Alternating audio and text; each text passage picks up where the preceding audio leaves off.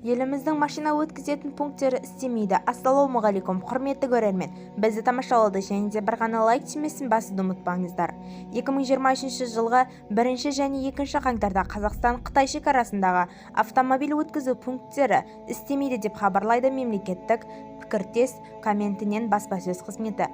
Мемлекеттік кірістер комитет Қазақстан үкіметімен және Қытай Халық Республикасының үкіметі арасындағы өткізу пункттері туралы келісімге сәйкес мереке күндеріне байланысты 2023 жыл 1-2 қаңтарда Қазақстан-Қытай шекарасында автомобиль өткізу пункттері тұрғандағы тұлғаларды, өкіл құралдарын, көлік құралдары және жүктерді өткізу жүйесі асырылмайтынын хабарлайды.